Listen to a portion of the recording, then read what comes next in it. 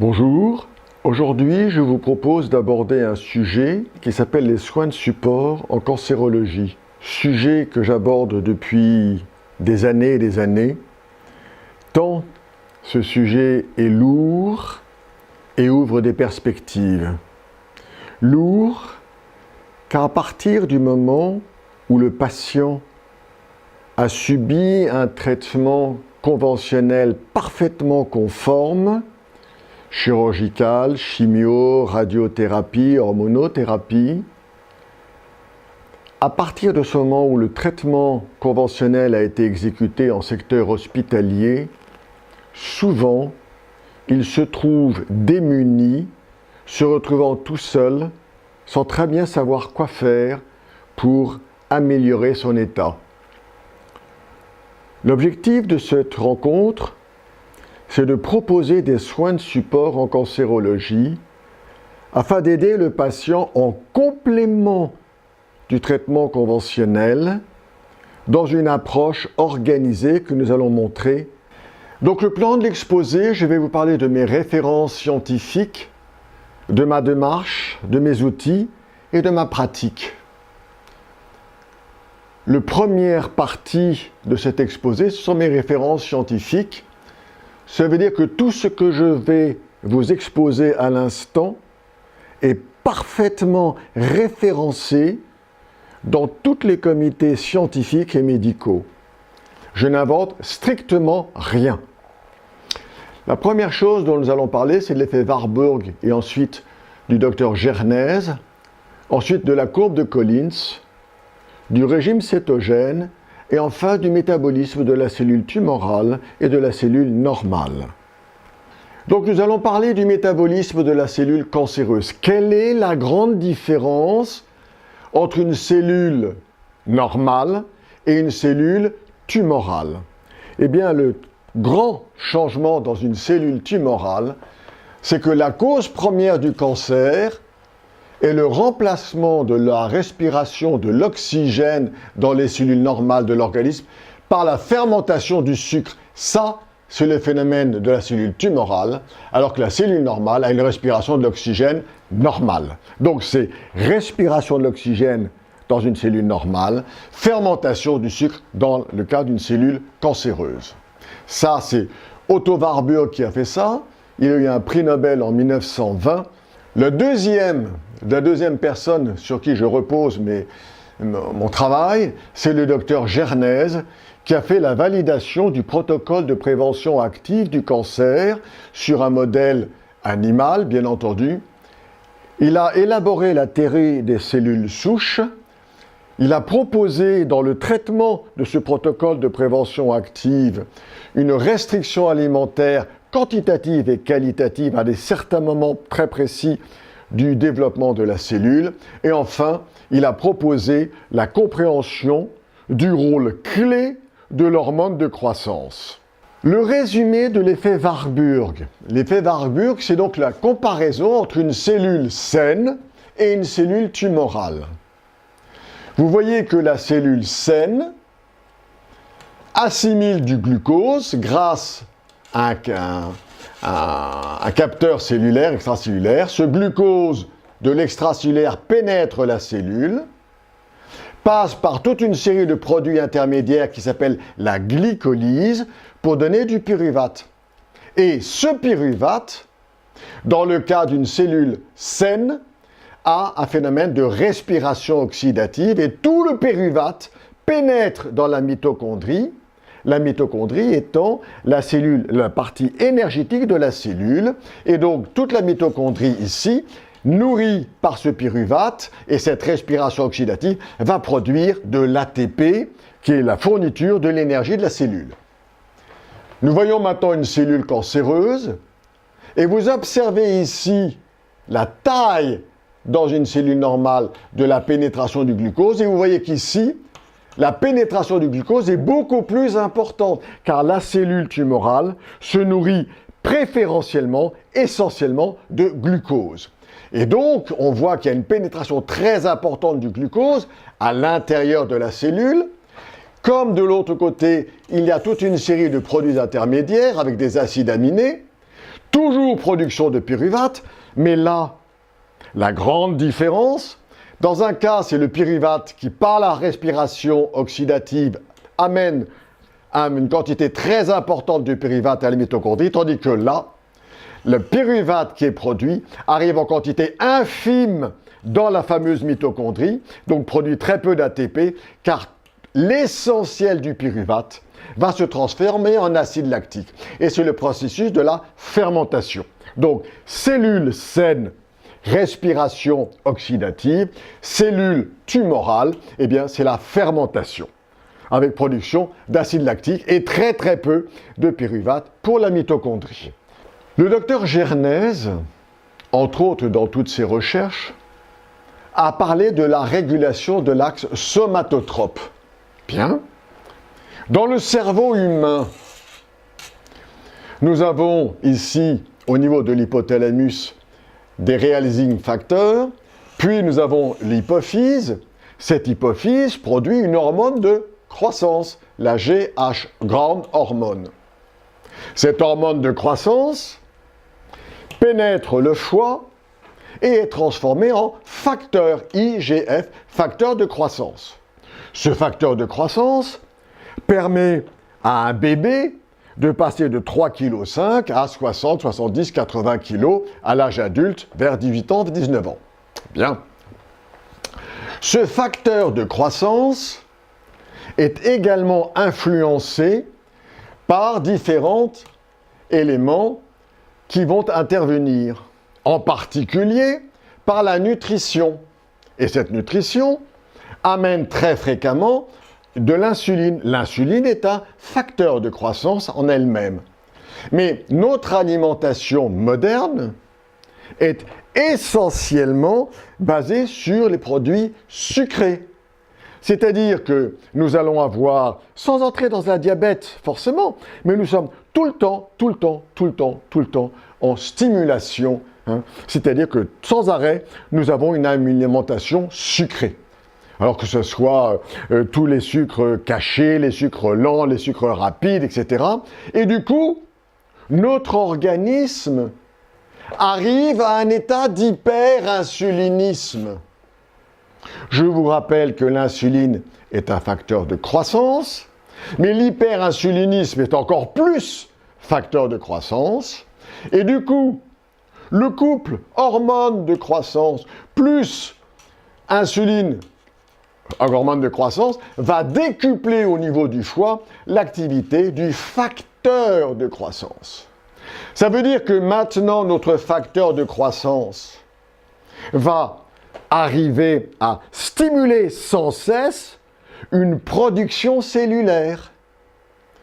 Dans le cas normal, notre facteur de croissance permet de grandir, de multiplier les cellules, le renouvellement de nos cellules, quand nous cicatrisons, bref, le facteur de croissance va sur les tissus cibles. Une fois la tâche accomplie, ce facteur de croissance va rentrer dans un rétrocontrôle négatif. Et ici, dans le cas d'une production tumorale, eh bien nous avons une telle quantité de facteurs de croissance qu'il n'y a plus de rétrocontrôle négatif et donc nous arrivons à avoir sans arrêt ce facteur de croissance décuplé qui va agir sur la production cellulaire.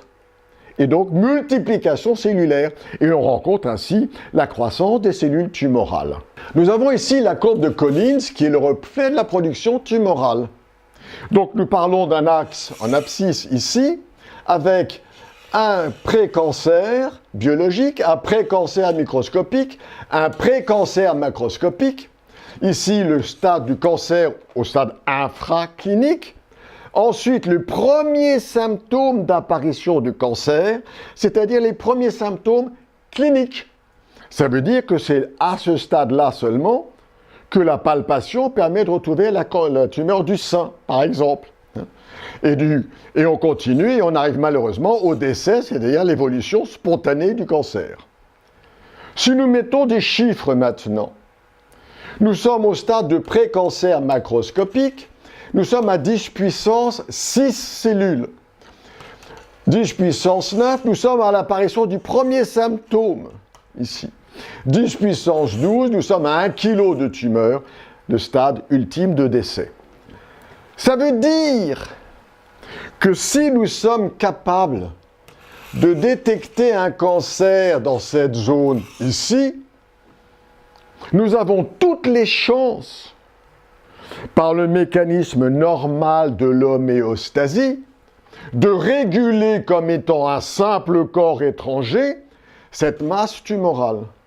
À partir du moment où on atteint le stade de 10 puissance 6, l'homéostasie seule ne suffit pas à éliminer ce facteur étranger qu'est la progression des cellules tumorales.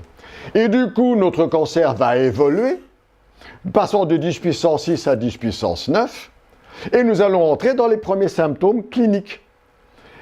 Vous vous rendez compte que l'espace dans lequel actuellement, cliniquement, biologiquement, radiologiquement, nous sommes en mesure d'intervenir, est une phase extrêmement courte, ici, de cancer clinique, où nous sommes entre 10 puissance 9 et 10 puissance 12 cellules.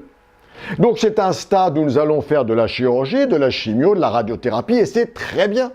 Mais c'est un stade, j'allais dire, trop tardif. Alors qu'il faudrait, dans l'absolu, arriver à traiter le cancer, ici, dans le stade inférieur à 10 puissance 6. Et c'est tout le travail du docteur Gernez, qui propose tous les ans de faire une cure de jeûne à une période très précise de l'année, 1 jour, 2 jours, 3 jours, 1 semaine, etc., parce que nous sommes tous envahis de cellules cancéreuses, mais Dieu merci, nous ne faisons pas tous des cancers.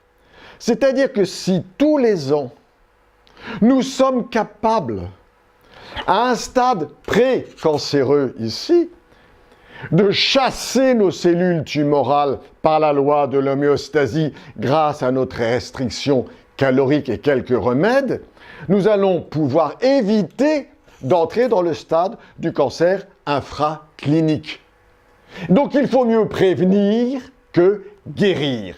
Et c'est toute la stratégie du protocole de prévention active. Donc nous allons voir comment nous pouvons intervenir, sachant qu'il faut globalement 8 ans et quelques mois pour développer un cancer du sein, si je prends l'exemple du cancer du sein. C'est-à-dire que si tous les ans, nous sommes capables d'une prévention active du cancer, nous allons éviter ces redoutables cas catastrophiques de patientes qui font un cancer du sein et qui récidivent parce que malheureusement, eh bien, nous sommes au stade de 10 puissance 9, 10 puissance 10, 10 puissance 11 cellules.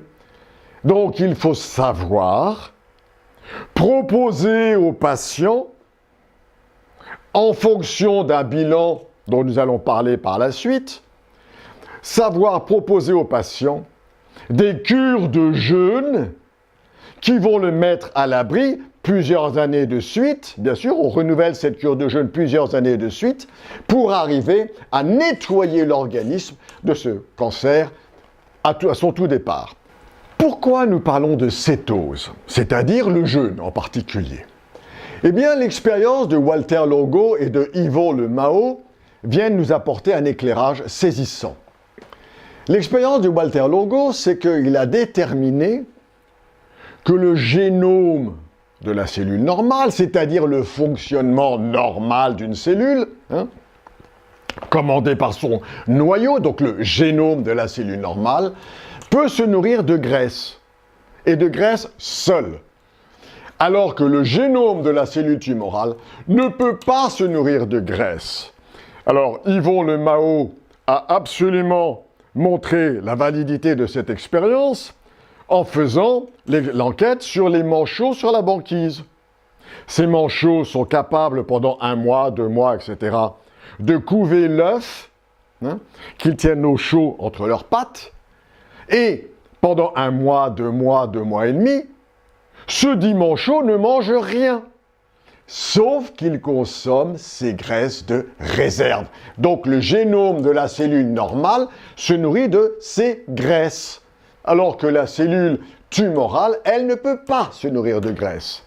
Et dans un schéma précédent, vous avez vu la place importante de la pénétration du sucre dans la cellule tumorale par rapport à la pénétration du sucre dans la cellule normale. Si donc,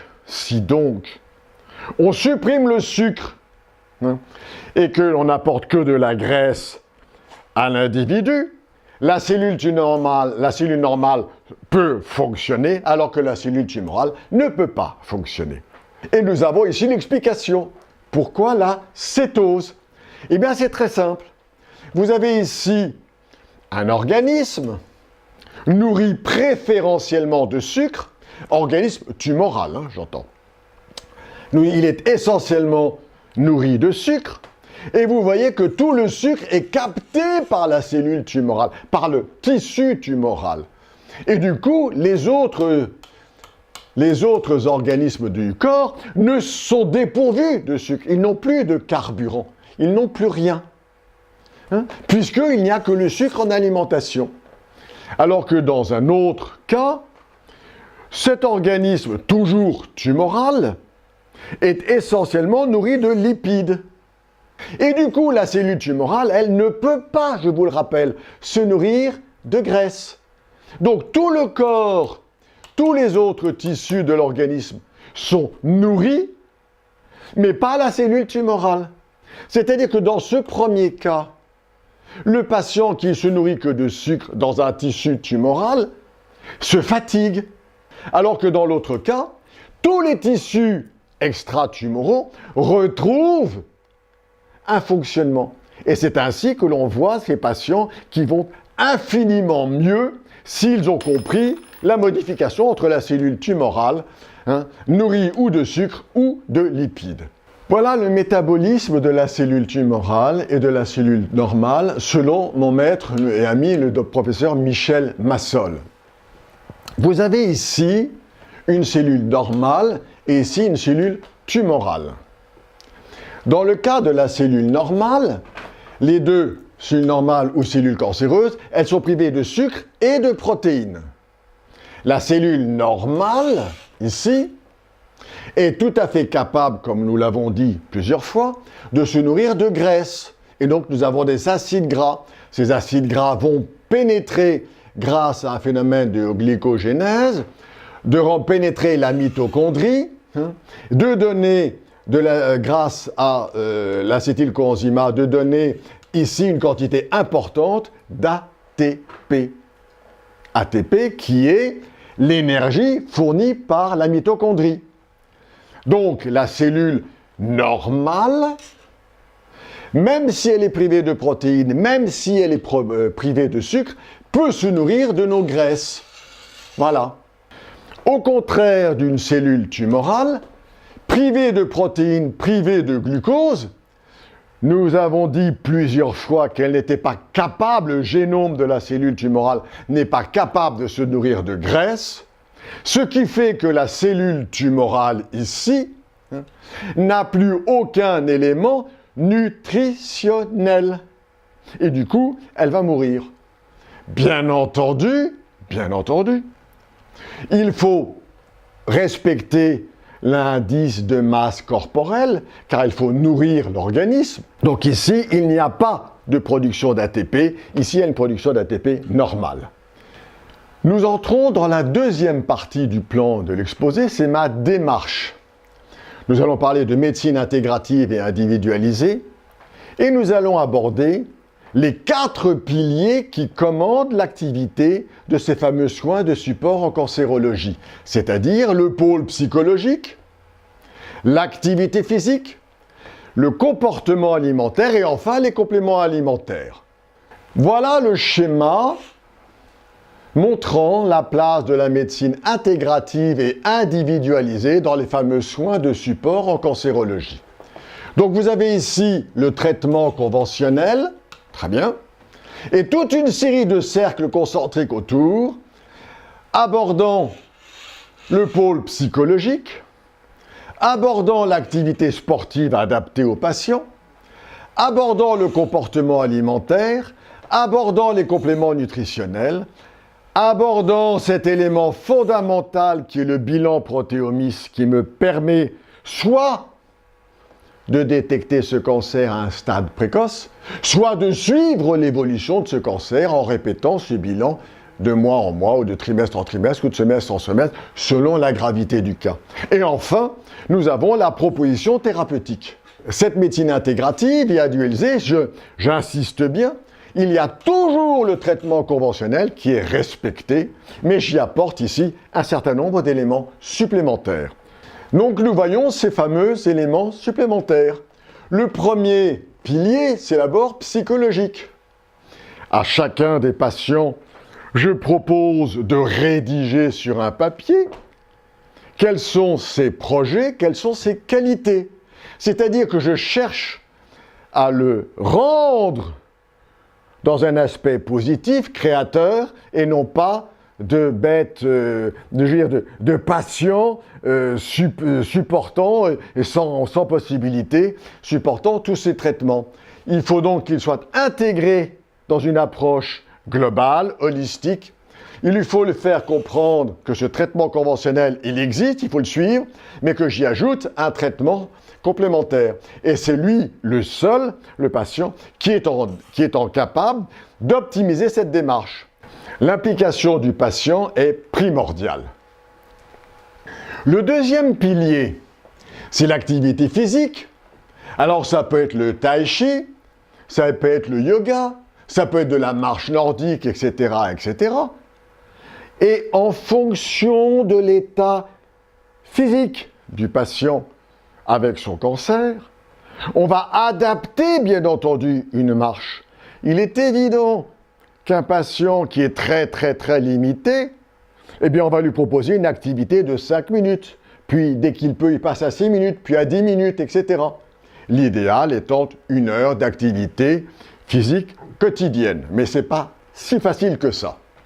Il faut donc dire que l'activité physique, dans une alimentation diversifiée, surtout pauvre en sucre, amène une normalisation du rapport poids-taille ici, de la composante en graisse de l'organisme, donc de la composante de l'adiposité qui diminue, de la masse grasse abdominale. Cette activité physique va relancer les hormones sexuelles, donc diminuer les androgènes libres, diminuer les estrogènes. Cette activité physique va réduire le métabolisme de l'insuline, car le sucre va être assimilé au niveau musculaire, et donc on va diminuer l'hyperinsulinisme. Et cette réduction de l'hyperinsulinisme va entraîner une réduction du facteur de croissance pour diminuer cet hyperinsulinisme. C'est une clé fondamentale.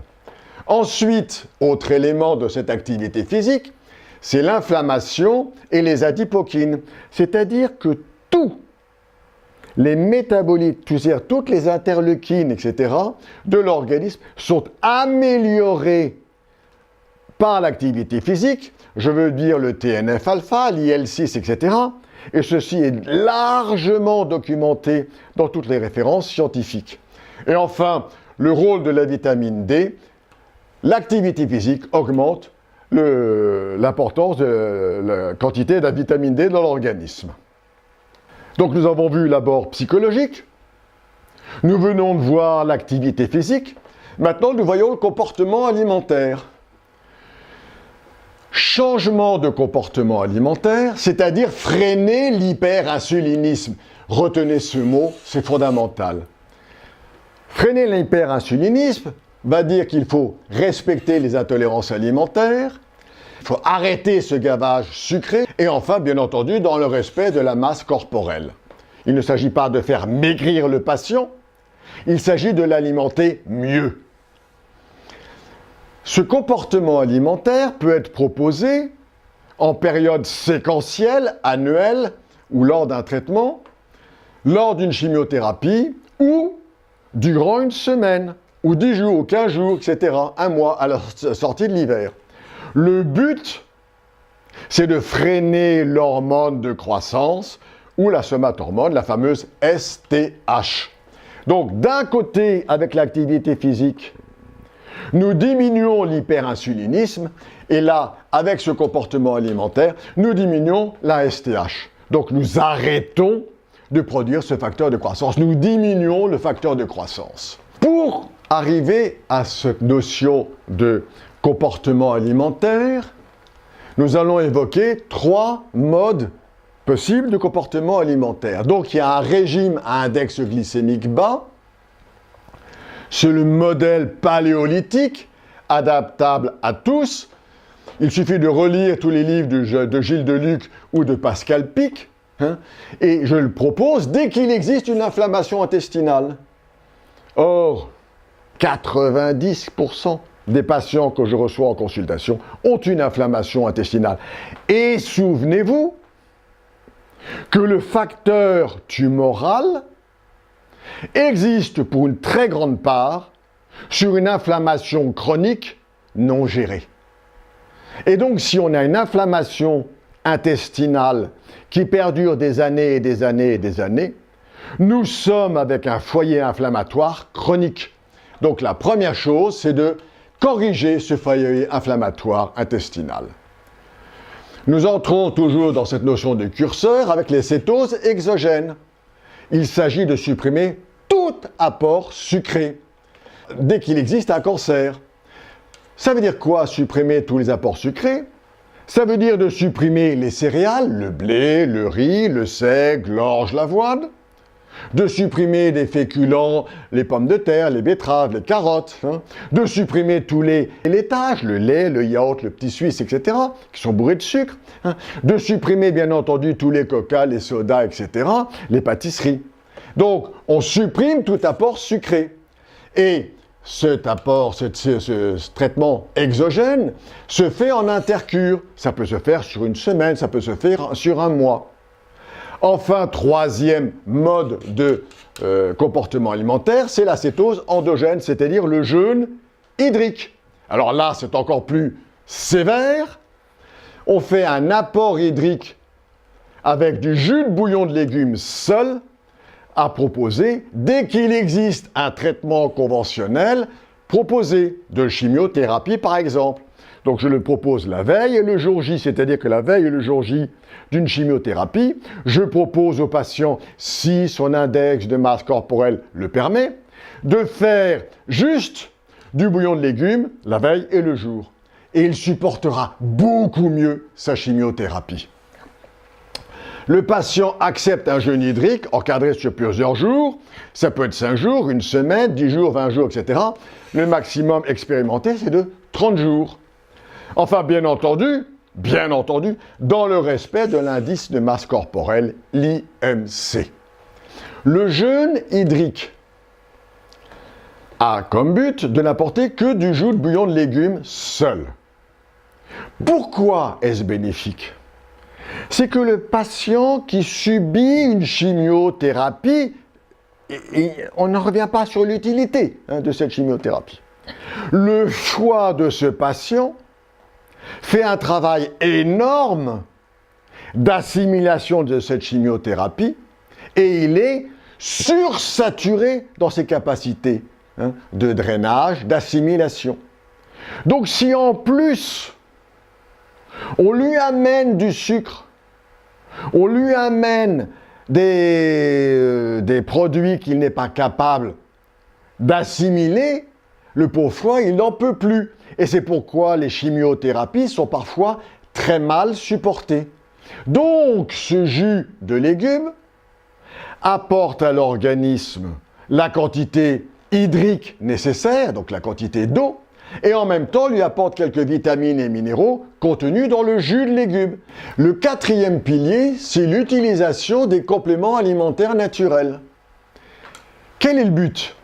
C'est d'arrêter cette inflammation chronique. Donc on va éliminer cette inflammation chronique. Comment? Avec l'utilisation d'acides gras insaturés, avec des probiotiques et des remèdes anti-infectieux. Premier point, éliminer l'inflammation chronique. Le deuxième point, c'est supplémenter l'organisme. au niveau de l'intestin, du foie, du pancréas par des remèdes, apporter des vitamines et des minéraux, et surtout remonter le statut des antioxydants, c'est-à-dire apporter à l'organisme des moyens de défense supplémentaires, qui sont les super antioxydants de l'organisme, donc le curcuma, le coenzyme Q10, voilà. Et enfin, orienter la stratégie et relever le système immunitaire en limitant l'angiogénèse, c'est-à-dire la prolifération vasculaire péritumorale, de rompre la gaine de fibrine, car le tissu tumoral s'enveloppe dans une gaine de fibrine, et ce qui explique facilement pourquoi une chimiothérapie ne peut pas être efficace, car il y a la gaine de fibrine qui entoure le tissu tumoral. Ça veut dire qu'il faut rompre cette gaine de fibrine pour pénétrer le tissu tumoral. Comme quoi, le tissu tumoral a l'intelligence de se protéger pour se mettre à l'abri des agresseurs extérieurs. C'est le rôle de la bromélaïne. Et enfin, relever le système immunitaire, ça c'est le rôle de l'alcoxyl du maïtaking. Nous entrons maintenant dans la troisième partie de l'exposé. Quels sont les outils?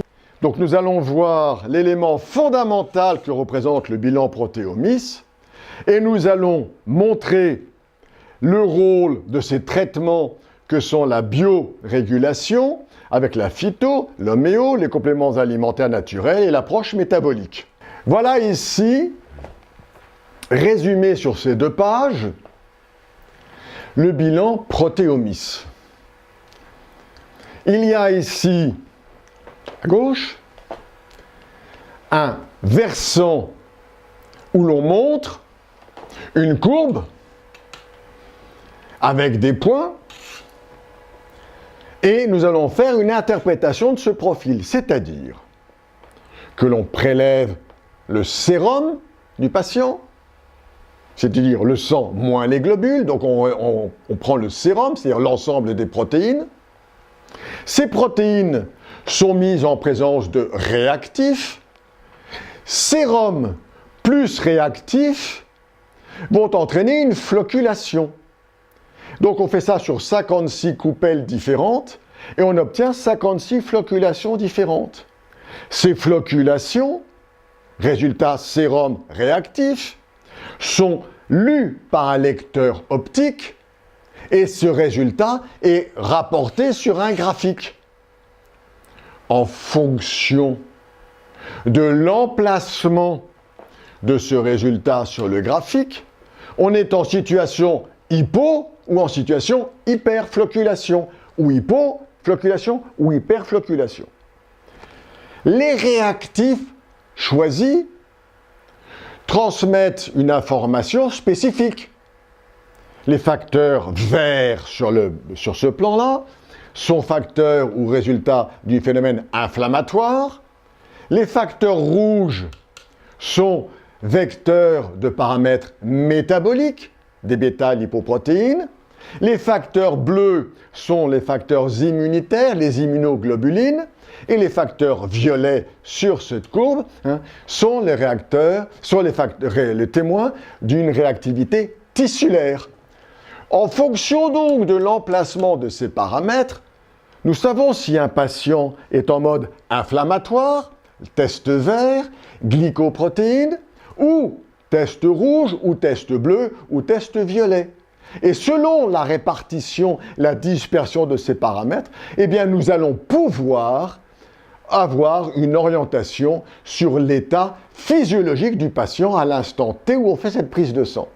Et c'est extrêmement intéressant, car lorsque l'on donne un traitement conventionnel hospitalier, tout patient qui a un cancer du sein suit un protocole qui est très bien établi.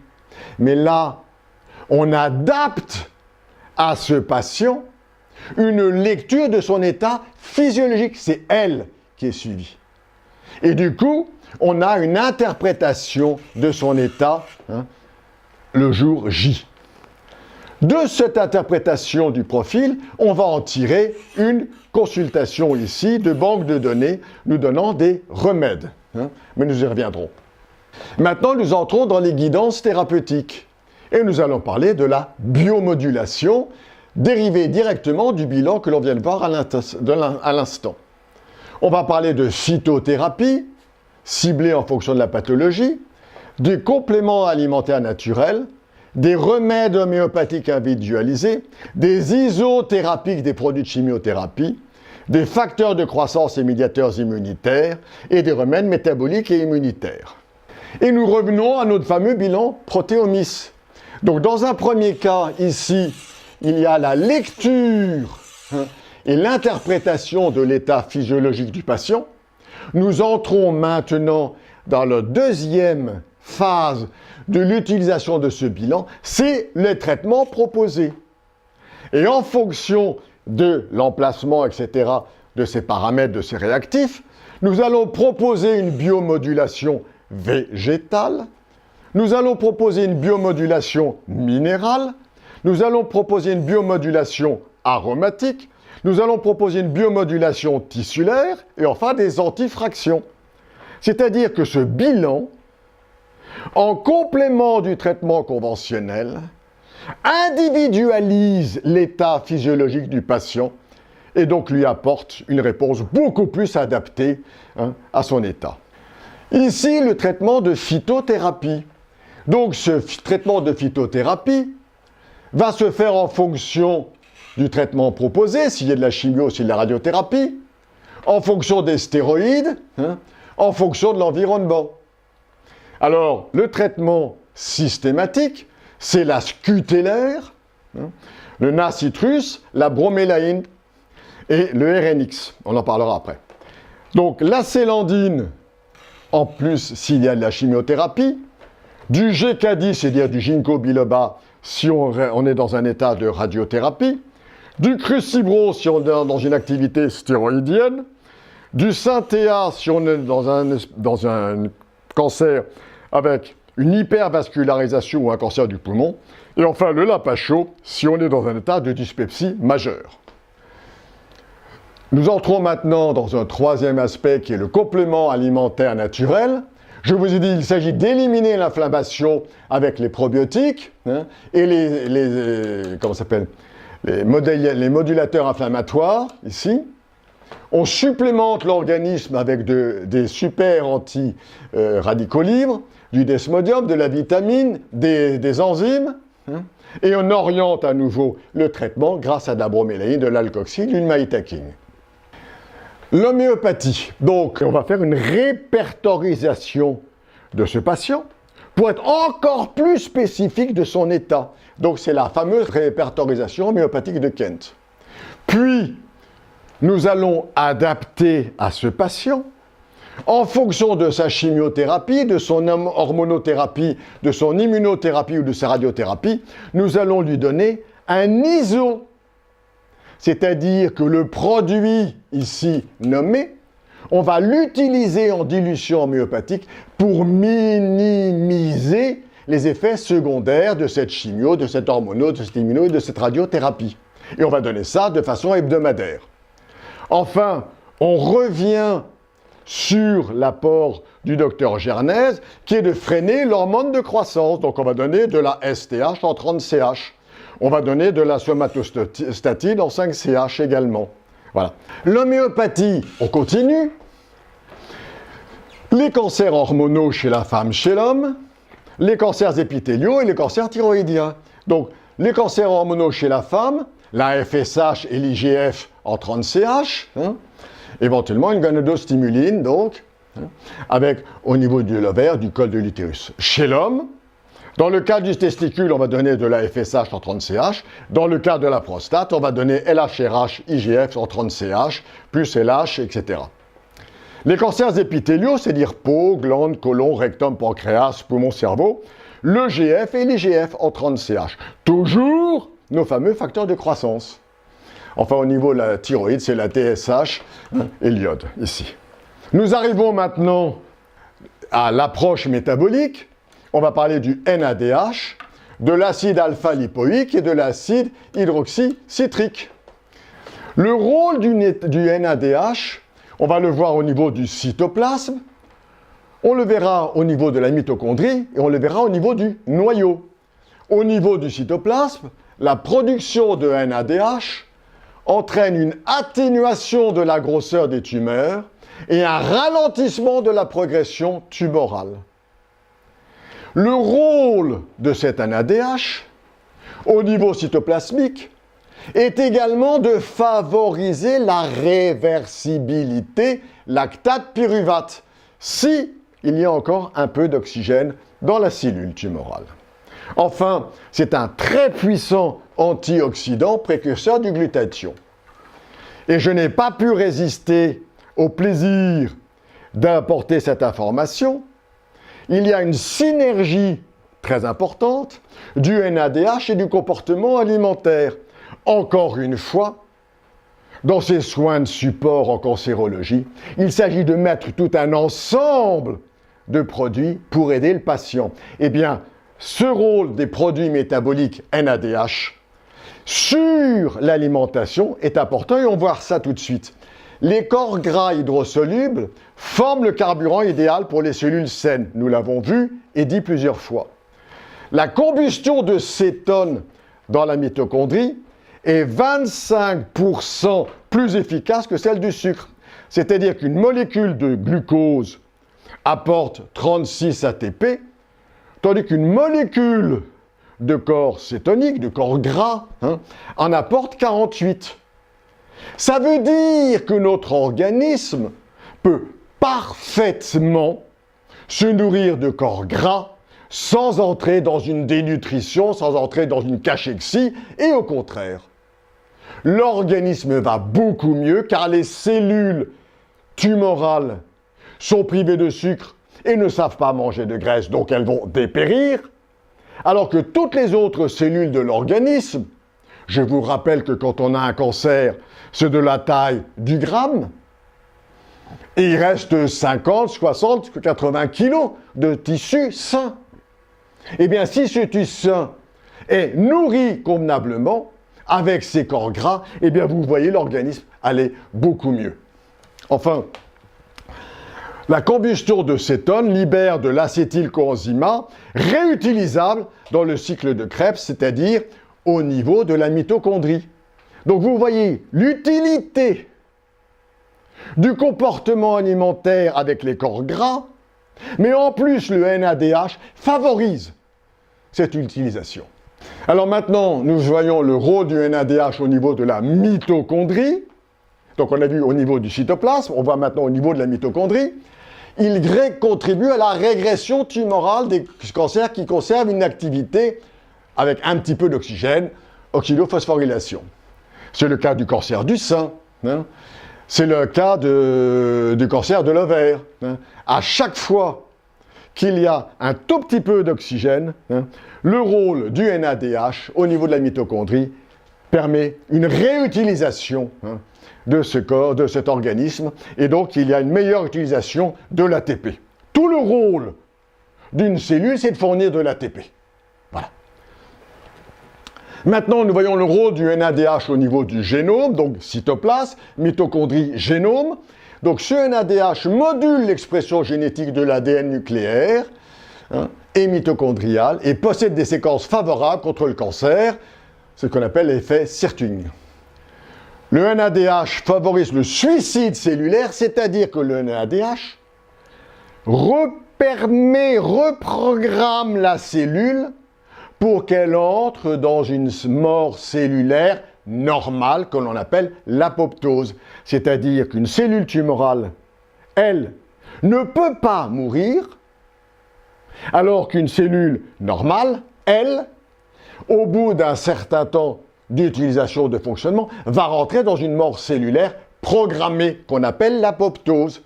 Donc le NADH permet, quand les circonstances sont favorables, le retour de cette progression inéluctable d'un foyer tumoral vers une apoptose pour une progression, pour une mort normale programmée. Et enfin, il y a le phénomène de ribosylation qui permet la réparation des acides nucléiques de l'ADN et de l'ARN, qui ont été, bien entendu, aggravés par la chimiothérapie. Voilà un schéma qui, à lui seul, explique tout ce que je viens de dire. Vous avez donc un vaisseau sanguin nourricier, vous avez du glucose qui pénètre la cellule tumorale. Je vous rappelle l'affinité de la cellule tumorale pour le sucre, donc le sucre pénètre cette fameuse cellule tumorale. Il y a un phénomène de fermentation, vous vous rappelez de ce mot. Donc ce glucose est transformé en pyruvate, ce pyruvate est transformé en acide lactique. Bien, ça c'est la cellule cancéreuse hypoxique, où il n'y a pas du tout d'oxygène, puisque nous sommes en fermentation. Ce lactate va pénétrer maintenant une cellule cancéreuse oxydative, c'est-à-dire qu'il y a encore une présence d'oxygène ici. Et du coup, ce lactate, grâce au NADH, ici, va permettre la réversibilité lactate vers le pyruvate, lequel pyruvate pénètre la mitochondrie et redonne de l'ATP. Donc, tout l'objet, c'est de passer de la fermentation, ici, à une oxydation. Nous voyons la nutrithérapie de la cellule cancéreuse. Ce schéma est extrêmement fouillé, mais c'est le travail de mon maître Michel Massol pour montrer qu'on n'est pas dans le monde des bisounours, mais que l'on apporte ici, au niveau d'une cellule, les moyens d'une cellule cancéreuse, les moyens métaboliques pour retrouver cette réversibilité. On vient de parler du NADH. Eh bien, nous aurons la même chose avec l'acide ici hydroxycitrique et l'acide alpha-lipoïque. Ça veut dire que cet acide alpha-lipoïque, donc cherche une réversibilité, cet acide alpha-lipoïque inhibe le PDK. On revient en arrière. Ce PDK, il se trouve ici. On inhibe ce PDK, ça veut dire que la production de pyruvate peut se faire à nouveau. Et du coup, ce pyruvate pénètre les mitochondries et va donner de l'ATP. Suivante, s'il vous plaît. L'acide alpha-lipoïque stimule le PDH. On revient en arrière. Ce PDH ici, s'il est stimulé, il favorise également la pénétration du pyruvate en acétylcoenzyme dans la mitochondrie. Donc nous voyons le rôle de cet acide alpha-lipoïque, c'est de restimuler ici la production du pyruvate et de favoriser le passage du pyruvate dans la mitochondrie. On voit le rôle de l'acide hydroxycitrique. Alors, on remonte au schéma. Cet acide alpha, ici, cet acide citrique, ici, va inhiber la citrate lyase, ici, et c'est-à-dire qu'il va permettre que le citrate qui sort de la mitochondrie soit réutilisé par le pyruvate, grâce au cytoplasme, va être réutilisé pour revenir dans la mitochondrie. Suivante, s'il vous plaît. Et cet acide favorise la formation d'acides gras. Bon, très bien. On sait ce qu'on vient de dire à l'instant. Je voudrais revenir sur le mot de réversibilité, la réversibilité de l'effet Warburg, la modulation des activités enzymatiques par les facteurs nutritionnels représente une véritable opportunité thérapeutique contre le processus tumoral. Nous arrivons au 4e point de cet exposé, qui est ma pratique. Donc, je vais vous montrer un exemple concret d'un patient et le suivi de ce patient. Donc, je vous résume ce que nous venons de voir ensemble. Donc, toujours le soutien psychologique avec l'implication, les projets et les attentes du patient. Une relance de son activité physique, où il faut tendre vers une activité quotidienne régulière, la plus longue possible. Enfin, nous allons définir, en fonction de l'IMC et de la gravité du cas de ce patient, ou un apport ici avec une alimentation et les sucres en réduction très importante, ce qu'on appelle les IG bas, index glycémique bas, ou d'une cétose exogène. On peut alterner cétose exogène, IG bas, etc. Donc, en fonction de la gravité et de l'indice de masse corporelle, on va pouvoir suivre un comportement alimentaire adopté. Quatrième point, ce sont les compléments naturels alimentaires. Nous entrons dans la biomodulation végétale, minérale, aromatique, tissulaire, antifraction. Nous entrons maintenant dans la phytothérapie avec l'ascutellaire, le crucibro, le lapacho, la célandine, le ginkgo biloba. Nous utilisons les facteurs de croissance, ici, et nous avons l'approche métabolique du NADH et de l'acide alpha-lipoïque et l'hydroxycitrate. Donc voilà le résumé de cette guidance. Comment nous allons appliquer ça chez un patient? Suivante. Donc il s'agit d'un patient de 58 ans qui est atteint d'une polyarthrite rhumatoïde, connue depuis 2005.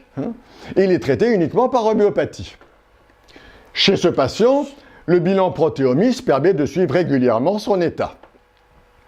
Découverte en 2016 d'un cancer de la prostate à un stade infraclinique, c'est-à-dire que nous sommes juste à la limite du 10 puissance 6, 10 puissance 7, 10 puissance 8, donc nous sommes dans un état de cancer non décelable, cliniquement et biologiquement. Nous avons ici, donc ce patient, 58 ans, le profil typique d'une polyarthrite rhumatoïde. Vous voyez donc ici le graphique montrant une déviation de tous les réactifs à droite, avec des phénomènes inflammatoires, des phénomènes immunitaires, des phénomènes métaboliques. Tout est dévié à droite. Et si je reporte ce graphique sur une courbe en rosace, vous voyez que les paramètres verts ont explosé. Vous voyez que les paramètres rouges ont explosé. Vous voyez que les paramètres violets ont explosé. Et vous voyez que les réactifs tissulaires ont également explosé. Bien, ce même patient, 10 ans après, nouveau bilan protéomis. Vous vous souvenez que le bilan était complètement à droite. Là, on se retrouve avec un bilan ici, à peu près équilibré. Toujours ici, avec, ici, notre image en rosace. Et vous voyez qu'après une cure de jeûne, en 2016, la disparition des paramètres verts inflammatoires, la disparition des paramètres rouges métaboliques, persistance de paramètres immunitaires, ici les bleus, et encore des paramètres violets tissulaires. Bon, très bien. Suivante, s'il vous plaît. Je fais chez ce patient un traitement et je recommence la courbe un mois après. Qu'est-ce qui arrive? Ici, je vois la réapparition d'un paramètre vert, toujours disparition des paramètres rouges métaboliques, persistance, mais moindre, mais très accentuée, sur un ou deux paramètres bleus immunitaires, et pratiquement disparition des paramètres violets. Bien. Devant cette migration de paramètres, je vous rappelle que le bilan, le mois précédent, il n'y avait plus de test vert. Et là, il y a une réapparition d'un test vert ici, donc il y a une migration d'un réactif, et ceci est un signe d'alerte. Et comme il y a une persistance d'un paramètre immunitaire, c'est un deuxième test d'alerte. Et donc, là-dessus, je découvre un cancer de la prostate. Bien. Sur ce cancer de la prostate, bien entendu, échographie, toucher rectal, échographie, IRM, biopsie prostatique, confirmant totalement la présence de cancer de la prostate avec un stade Gleason 7. Bien. Je mets en place un traitement. Suivante, s'il vous plaît. Et ce traitement consiste à faire la cétose dont nous avons largement parlé, et je mets un traitement de phytothérapie. Qu'est-ce qui se passe? Réduction du phénomène inflammatoire, toujours disparition des paramètres métaboliques, persistance d'un test immunitaire ici, d'un réactif immunitaire, et disparition des paramètres violets. Donc une amélioration conséquente de ce bilan grâce à toujours cette cétose, plus un traitement de phytothérapie, crucibrose QTA en l'occurrence. Mais vous voyez bien que la courbe s'améliore progressivement. Image suivante.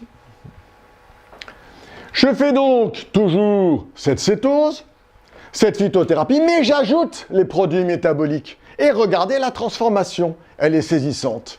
Car vous avez une disparition ici du phénomène inflammatoire vert, disparition totale des paramètres rouges métaboliques, disparition du phénomène immunitaire. C'est quand même extraordinaire.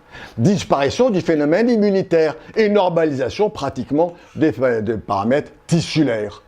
Bien. À ce moment-là, je fais faire à ce patient à nouveau une échographie, à nouveau un IRM, et dans le bilan d'extension, je vais faire une scintigraphie. Eh bien, l'échographie montre que la tumeur réduit. Deuxièmement, l'IRM montre que la tumeur est passée de 10 mm à 5 mm 5, qu'il y a une disparition de l'hypervascularisation péritumorale et qu'il y a une disparition du bombement capsulaire. Ça veut dire que le cancérologue, urologue qui suit ce patient le met non plus dans une séquence organisée de chirurgie, éventuellement chimio, radio, etc., mais remet ce patient dans un stade de surveillance, et donc tous les 6 mois, il va être suivi pour voir l'évolution favorable de ce cancer vers une régression. Voilà. Suivante, s'il vous plaît. Je vous remercie.